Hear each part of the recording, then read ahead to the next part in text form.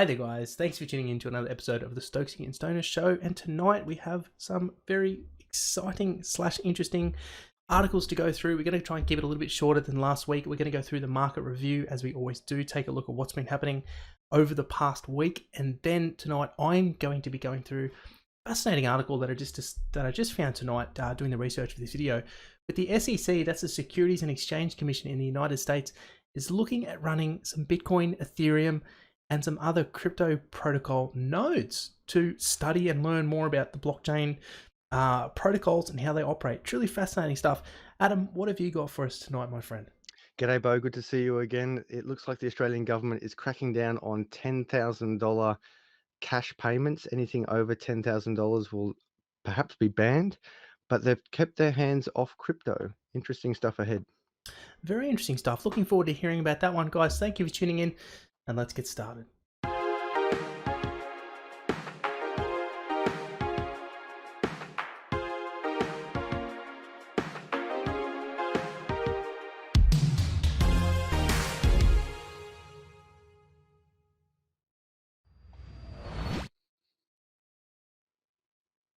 Welcome back to the video, everyone. Thank you again for tuning in and ripping straight into this one.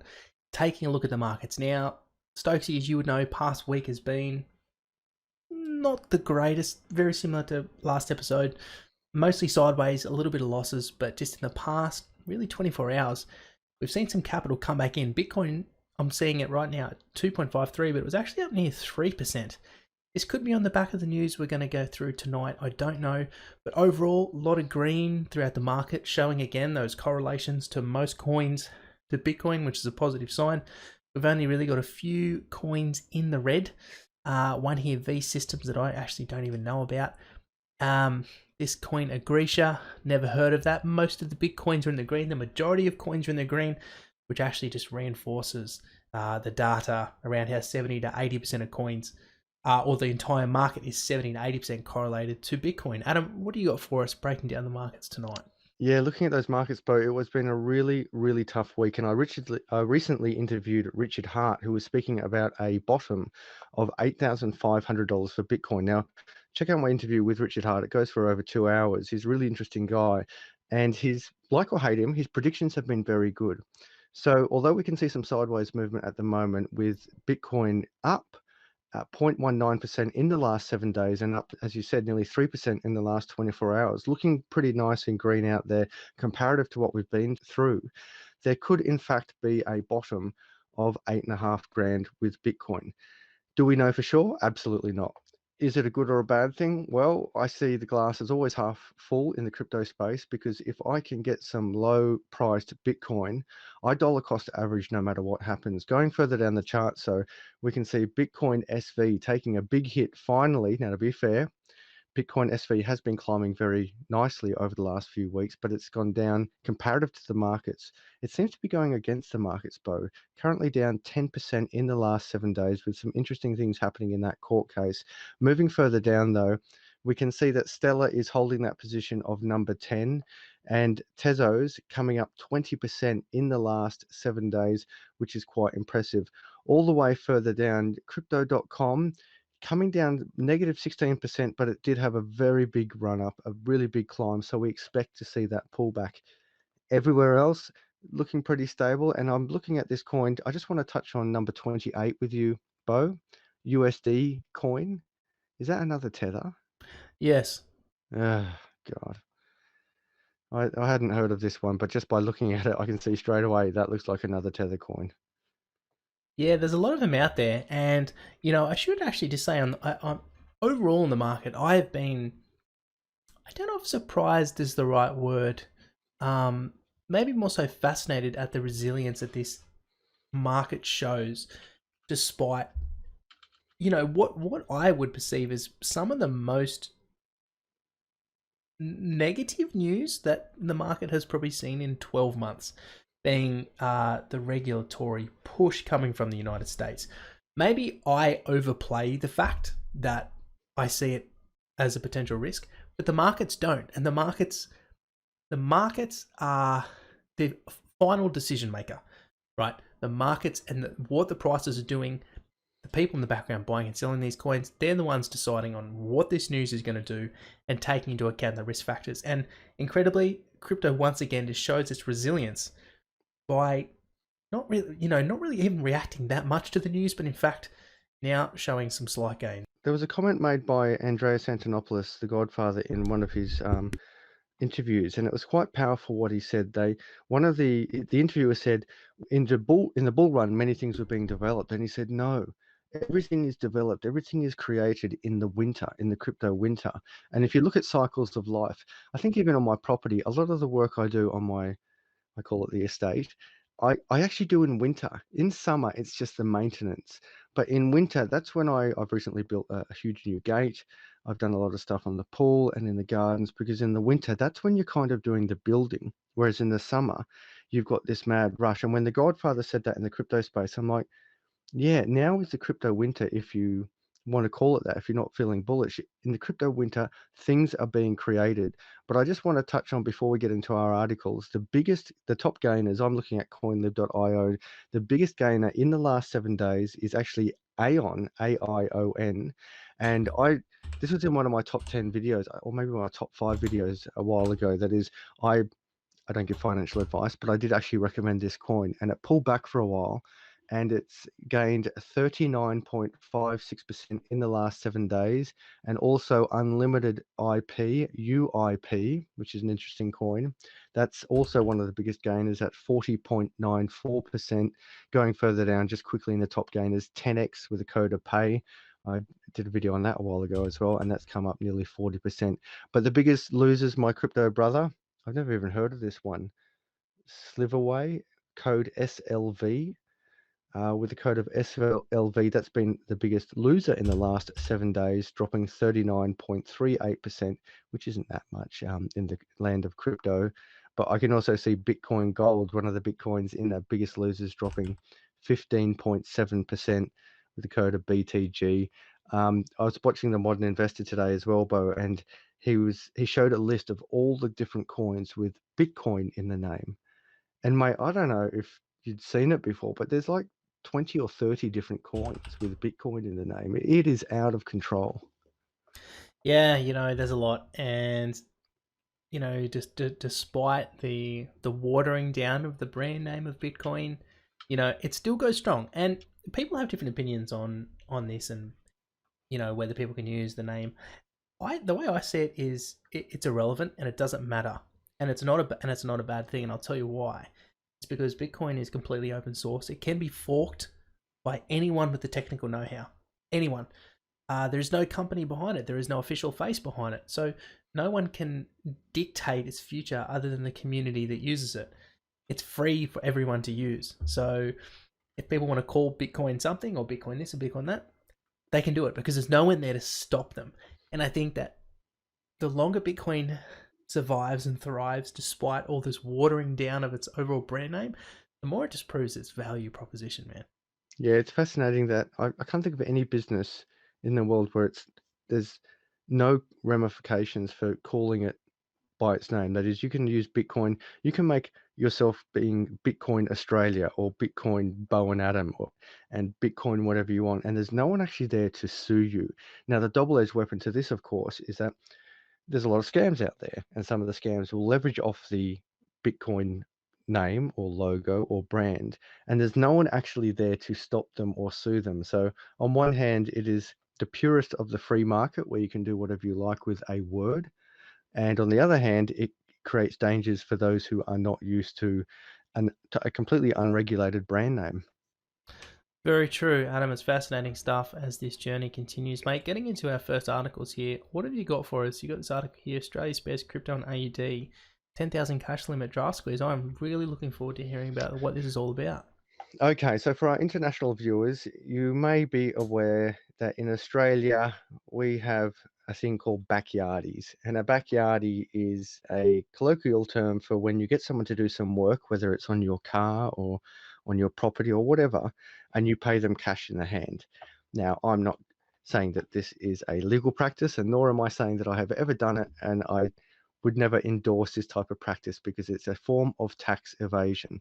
Now, a draft legislation has come out in Australia which is seeking to prohibit the use of cash in making transactions for amounts exceeding 10,000 Australian dollars, which is about 6,900 US dollars.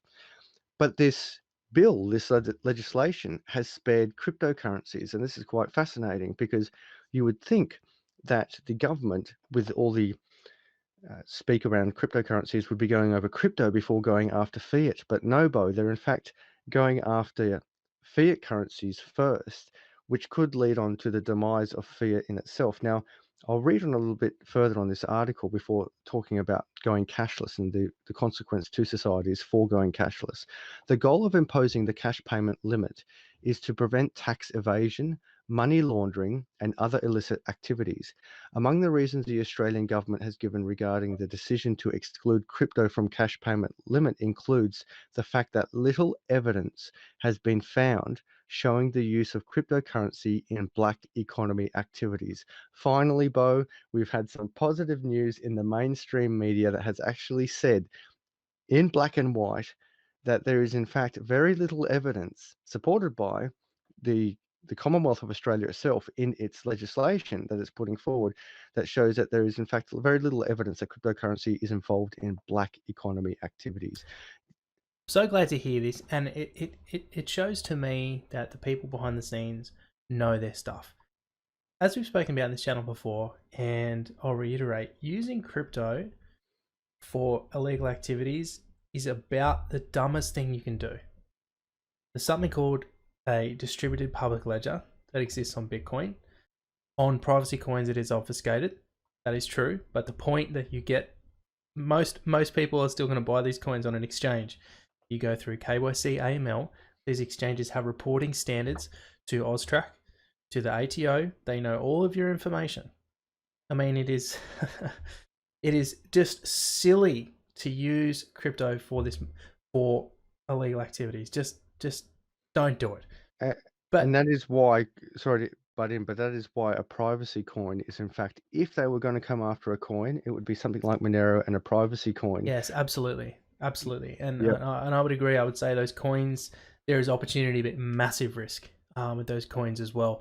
But it's just refreshing to see this because it shows that people are doing their research and really know their stuff. So continue, kind sir. So it says additionally, the Australian government has said that imposing the cash payment limit on crypto may stifle invocation of the digital currency space or discourage the use of crypto in the country. However, this could change in the future, with the Australian government promising to make a regular assessment with the view of changing the position when it becomes necessary. Now, I'll leave a link to this article, Bo, but I want to get into a brief discussion before going on to the next article. This is not all good news, and I'll tell you why. First of all, money is a form of freedom. Now, there is a limit on traveling. If you know, when you travel, as you know, when you travel internationally, they normally say, are you carrying more than $10,000 cash on you? And that prevents you from essentially moving large quantities of money around the world. And the argument is to stop criminal activity. But now that's on an international stage. Now, within your own backyard, if I want to go to you, Bo, and make a legitimate transaction with you and say you're selling your, let's say you've got a Holden Commodore because you look like a bit of an Aussie thug, and I'm like, yeah, I'll buy your Commodore, which I'd never ever do, by the way. Nothing against my Commodore drivers, but just not me.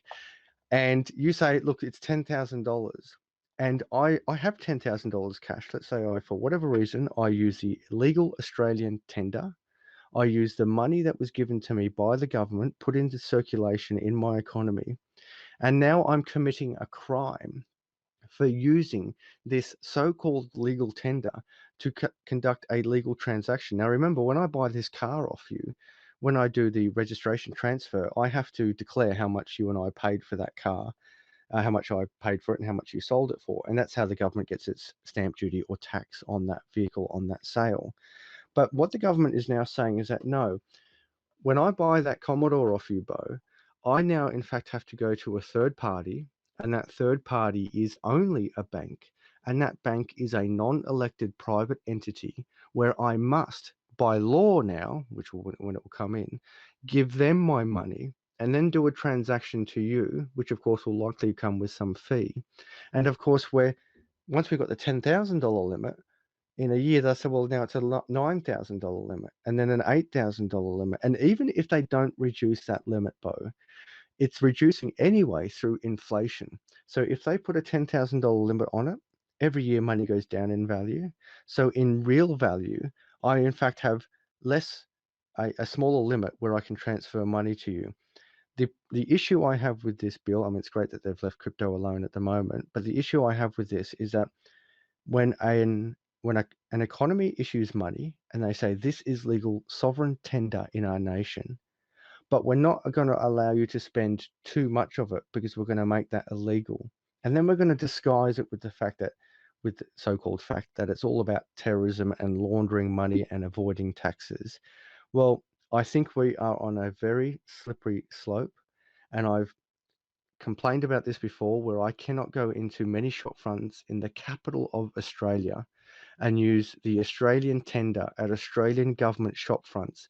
I am forced to use a third party, and that third party is not a government party. The government doesn't have its own banks, and the Reserve Bank of Australia doesn't count. That's You and I can't open an account with the Reserve Bank of Australia and get a government credit card. It doesn't work that way. You and I are forced to go to a private non-elected entity that has been bailed out for malpractice many times, that has in fact been found guilty of laundering money for terrorist organizations. And for some reason, we are now forced to use this to express ourselves through the freedom of commerce. Yeah, um, I have many different viewpoints on this, coming from quite a few different facets of it. And the first of all, what concerns me about this is these are similar precursory steps to what we saw in Europe in the lead up to the bail-in situation that happened in Cyprus and Greece. They started limiting the amount of money people could withdraw from ATMs. And they did this as a measure to start essentially seeding the public consciousness that there was going to be restrictions incoming into what citizens could do in the freedom of their own assets. So eventually, what ended up happening is they started continually applying these different restrictions, essentially sanctions on the citizens, on the nationals, um, like Orwellian stuff, to the point where people can only draw out €100 per day from an ATM. So this is what worries me in the uncertain global socio-economic environment we have at the moment. On the flip side, the other part of me says, well, most people that are using cash have either drawn that cash from a bank to begin with. Why wouldn't you do a bank transfer in that case? But I also understand that when you buy cars, sometimes having the cash gives you extra negotiating power. Yep. So I understand that too, and I think the point you touched on earlier, Adam, is just in regards to sovereignty, to sovereign personal sovereignty, monetary sovereignty, and constitutional law. So whether this is potentially breaking the constitution or not would be very interesting to find out. The other part of me says, well, how many people are dealing with cash in this sum, and if so, is the government really losing that much tax that it is worth rolling something like this out and having public pushback? Obviously, there must be, unless there are ulterior motives. But at the end of the day, it does come back to the general population should not be punished for the fact that the government can't enforce compliance on what is a sovereign currency.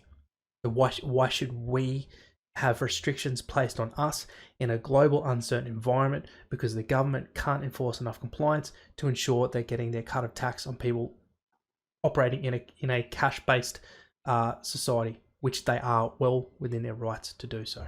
Yeah, and just to close this one off, Bo, you raised a really good point about negotiation power. If money talks, cash is king, but now I saw a tweet or somewhere that said cash is no longer king, cash is now criminal. And so that was actually quite a powerful statement to me, because there's a lot to it there, that instead of having a lot of negotiating power with cash, you're now forced to deal with the banks, a third party. And of course, once you have banks, I think it was Sweden, Denmark, and Switzerland. And please watch my video, guys. If you haven't seen my video that I pushed out, I think last week, that says why banks and governments guarantee Bitcoin to succeed, and I'll leave a link below in this video, is that when a society removes cash, so in my opinion, this is the first step. We were already taking the first steps to removing cash from a society. When you're forced to keep the money in banks, and banks can apply bail-in laws, where, as you mentioned, in Cyprus, where they just wake up one morning and 30% of your bank savings has gone because there's been a bail-in overnight of which you've got no control over, and you're dealing with inflation, and you're dealing with negative interest rates, which technically we are already in. When you apply the difference of inflation to the actual cash rate at the moment, we are in fact already in negative interest rates. So you have the perfect storm of a complete disaster for your money. You've got your money locked in a bank, you've got negative interest rates, high fees, bail-in laws, and nowhere else to put your money. This is big trouble for everyone. And it was an article I was going to talk about tonight, Bo, but we're not going to have time. This is perhaps part of the reason why many people are shifting into gold, physical gold, as well as crypto.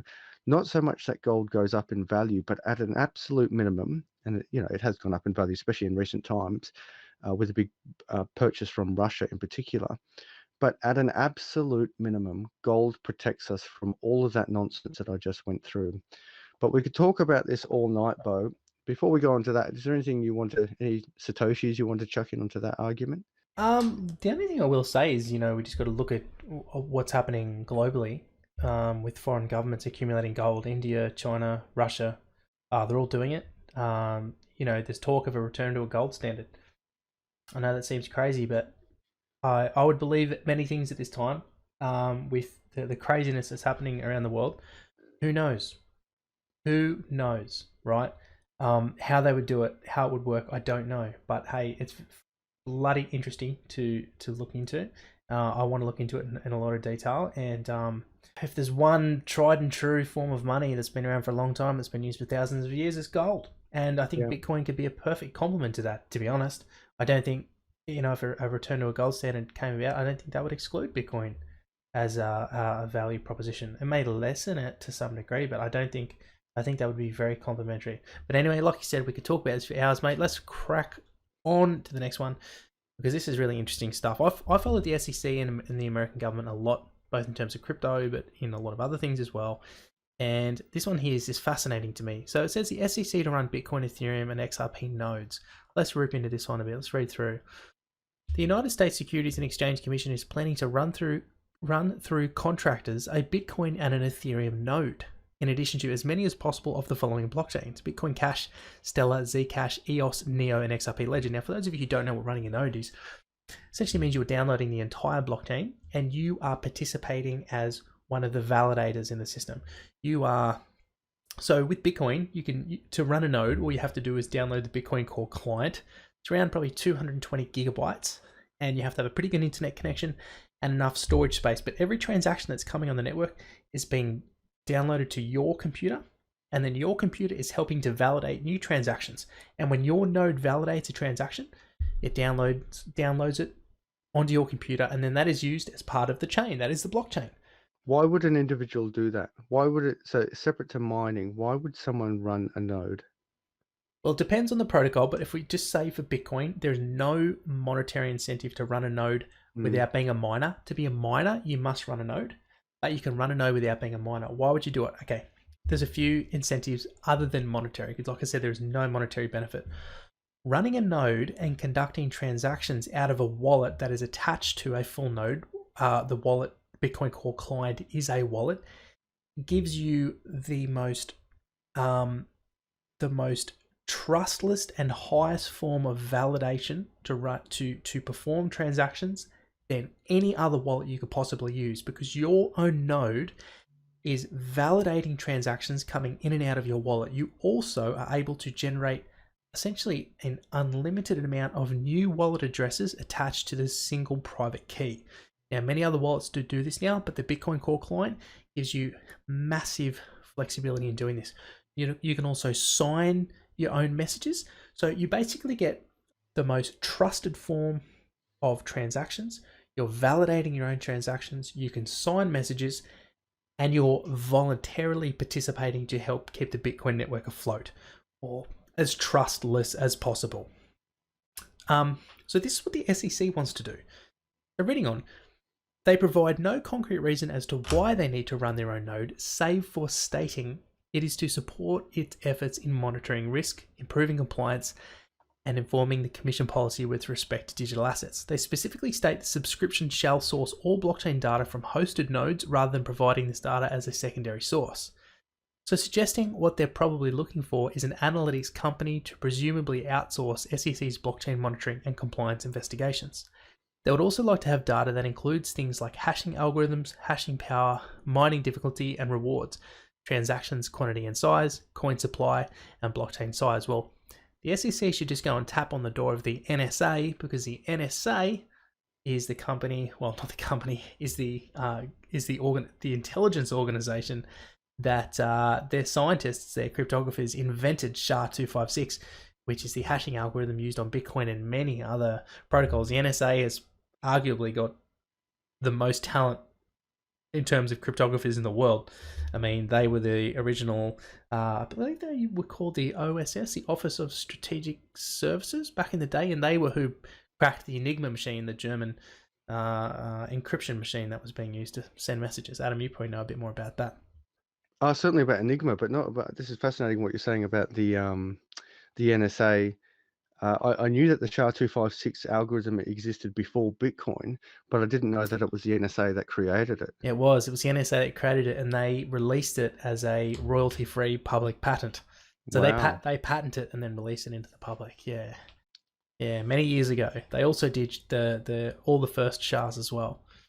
With this node, before you, Yes. sorry to interrupt, but No worries. is it fair to say that they would be interested in running this node as a government department to keep a very close record of where this money is going? Could it lead, in fact, into a taxation purpose where we can track where money is coming in and out and going and transacting between wallets? It's a very good question. It's one I can't answer, and that's because blockchain analytics, there is so much data that can be used. That is one potential data set. There are so many other data sets. You can trace how many transactions are occurring at a certain time. What are the dollar value of these transactions? How many wallets are they going to? How many inputs and outputs there are? I mean, honestly, what you can do with blockchain analytics is incredible. So what they're doing exactly, I have no idea. I'll just read through a few more paragraphs before we kind of break this down and move into the coin picks, to see if we can get a bit more of an idea of what they're actually doing. So it says here that this sort of data is provided for free by plenty of blockchain explorers, and that is true. But presumably they want analysis rather than just data, as their requirements state the contractor should demonstrate level of rigor of data cleansing and normalization meets requirements of financial statement audit testing. If attribution data supplied, describe processes and data sources for blending blockchain data with attribution data for deriving insights.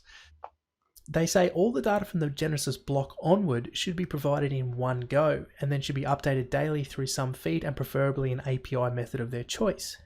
They further want the provider to be able to add new blockchains within a 3 months notice, meaning they're probably looking to implement on-chain surveillance systems to see or guess who is doing what, with it unclear why Bitcoin is included. As a decentralized and a permissionless open network, anyone can run a Bitcoin node and have access to all data, but the SEC has no jurisdiction over Bitcoin. Activities on the Bitcoin blockchain, however, could potentially come within their remit. Ethereum, for example, raised capital on the Bitcoin blockchain prior to launching exactly 4 years ago. So there you have it. I won't go into any more, but fascinating stuff. Which way the SEC is going, anyone's guess. Why do you think in the first paragraph it talks about following Bitcoin Cash, Stellar, Zcash, EOS Neo, and XRP Ledger? What about, Tether or Ethereum or Bitcoin itself? Um, Wonder why they're not listed. well, it says here, in addition to as many of the following blockchains, Bitcoin Cash, there could be more. I'd say this is just an excerpt from their tender specification that they've put out. I'd say that's what it is. They've put out a government tender to see which blockchain analytics companies, and maybe this article is just taken an excerpt. The one that jumps out on in that particular list, not to go down that hole too far, but Zcash, as I understand it, Zcash is a privacy coin, isn't it? It has a privacy option. Okay. So it's not like Yeah, Monero where it's full privacy. correct. Now, on that talking about nodes, Bo, did you hear? Don't you giggle like a schoolgirl? Sorry, you fat bastard. I can't help it. Sorry. Just trying to make myself Fatty, feel better. fatty, fat, fat. Sorry, buddy. You go. Okay, here we go. Talking about Bodes. Are you right, mate? I don't know what's wrong with me. I want to call you Norm. I want to say Node's Norm. I don't even fucking know why. Bo doesn't even sound like Norm. Oh, Normie. Speaking of nodes, have you heard about satellites running a node for if there's a big EMP on Earth, that the Bitcoin algorithm or the Bitcoin ledger will still be maintained out of space? Have you heard about this? Yeah, so that was actually one of Blockstream's initiatives, self-funded. They have funded 3 satellites with 4 channels covering essentially the entire Earth. So if a certain country goes out, then nodes will still be relaying the Bitcoin signal to one of 4 channels across these 3. These 3 satellites. So Africa, Europe, Asia, and basically the entire globe is covered.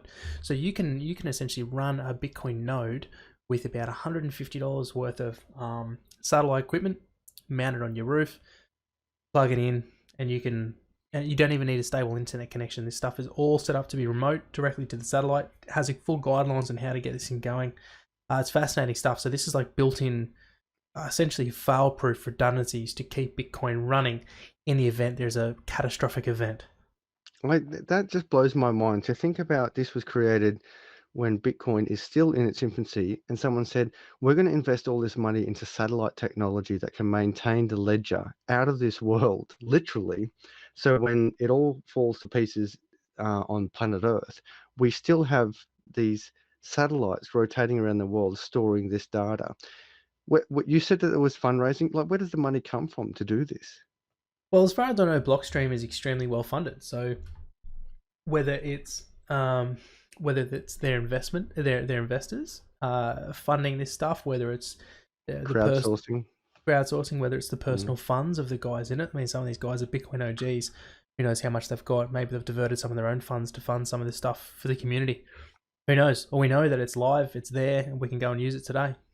Now, in theory, let's say in 100 years' time, I don't think the satellites will still be up there. They sort of eventually fall to Earth and they pump up new ones. But if I ran a node of 150 or 200 gigs, in 100 years' time, in theory, would there be enough storage on my hard drive to run this node to keep that blockchain information, to keep the ledger?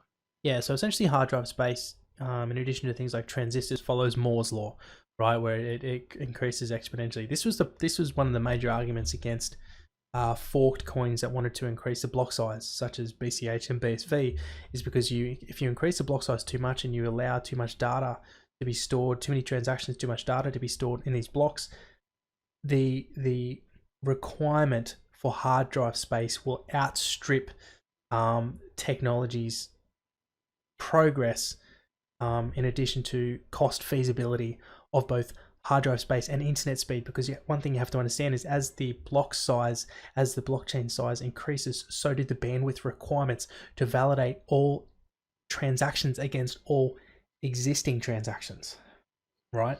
So internet requirements go up in addition to computational requirements, in addition to hard drive space requirements. That's why there was massive arguments against BCH BSV, is because these will become so expensive in just a few years' time for the everyday person to run a node that it'll lead to a shortage of nodes, centralization of the network, and the risk of a 51% attack will grow exponentially because there isn't enough honest nodes out there helping to secure it.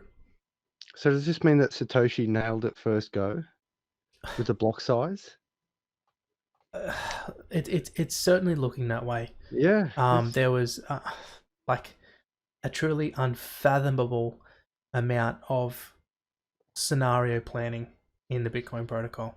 I watched a video recently, Bo, about potentially the new Satoshi coming to light, and what was very powerful to me, and I did look forward to the part 2 of that video because I wanted to know more about this guy. But what did jump out of in that article that you covered very well was the English factor. The English factor was the white paper was impeccable, and the white paper was written with very accurate, not only mathematics, but English in that white paper. And the new Satoshi, shall we say, who's coming forward saying, no, I'm him, uh, he doesn't speak English. Well, certainly in some of the documents he's put forward, they're not grammatically correct and accurate. And it's a very big contrast to the white paper itself. But in what you were discussing is that, in fact, he is saying that, no, I created the algorithm, but someone else who was much better at English than I am, they actually wrote the white paper for me. Yes, he said that Hal Finney was the one that wrote it for him.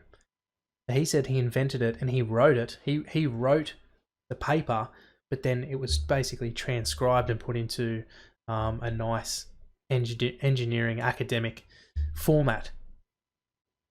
And I mean, the evidence is fascinating because I found forum posts, like I showed in that video, from him back in 2015 and 2016 saying this on like these random forums, like saying the same thing, and even down to how he came up with the name Satoshi Nakamoto, how he used this Caesarean cipher.